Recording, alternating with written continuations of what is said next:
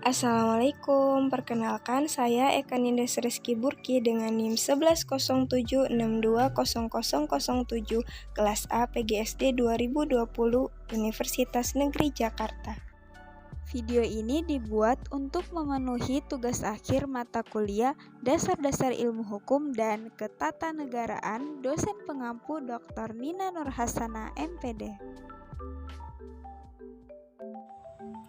Nah, sebelum memasuki pada materi, terlebih dahulu kita harus mengetahui materi apa saja yang akan kita pelajari, yaitu yang pertama, pengertian bentuk negara, yang kedua, macam-macam bentuk negara, yang ketiga, pengertian bentuk pemerintahan, dan yang keempat, macam-macam bentuk pemerintahan.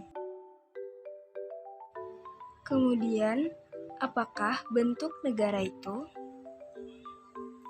Bentuk negara merupakan batas secara sosiologis, yaitu apabila negara keseluruhan tanpa melihat isinya, dan secara yuridis, yaitu apabila negara hanya dilihat dari isinya dan strukturnya.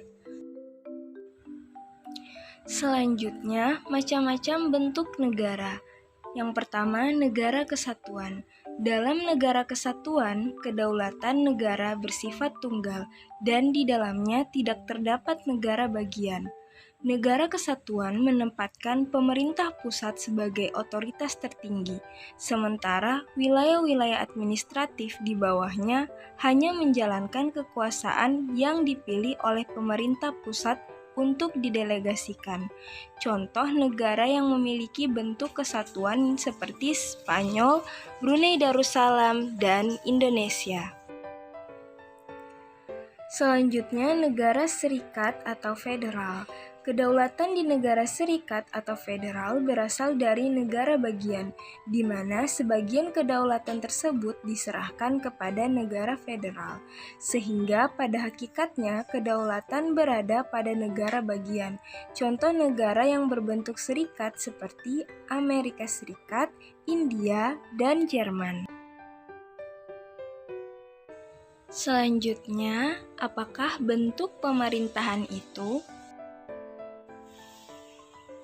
Istilah pemerintahan mencakup pengertian struktur dan mekanisme kekuasaan dalam suatu negara serta wewenang masing-masing. Kemudian, macam-macam bentuk pemerintahan. Bentuk pemerintahan negara dapat dibedakan ada beberapa jenis, yakni otokrasi, oligarki, monarki, dan republik. Yang pertama, otokrasi. Otokrasi adalah negara yang diperintah dengan kekuasaan tunggal seperti raja atau diktator yang tidak dapat diganggu-gugat. Kemudian oligarki.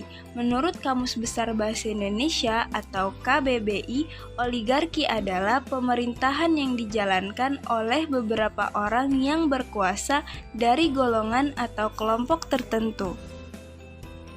Kemudian, yang ketiga, monarki. Monarki adalah bentuk pemerintahan yang kekuasaannya dipegang seorang raja atau kaisar. Pada sistem pemerintahan tersebut biasanya akan berlangsung sepanjang hayat sang raja, ratu, atau sultan. Selanjutnya akan digantikan oleh penerusnya yang berasal dari keluarga kerajaan. Dan yang terakhir yaitu republik. Republik adalah negara yang dijalankan berdasarkan prinsip kedaulatan rakyat yang dilaksanakan secara demokratis melalui pemilihan umum.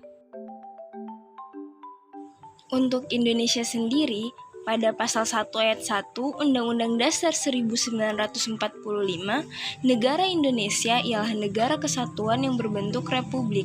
Dalam pasal 1 ayat 2, kedaulatan berada di tangan rakyat dan dilaksanakan menurut Undang-Undang Dasar. Bentuk pemerintahan tersebut merupakan pemerintahan yang mandat kekuasaannya berasal dari rakyat melalui mekanisme pemilu dan biasanya dipimpin oleh presiden.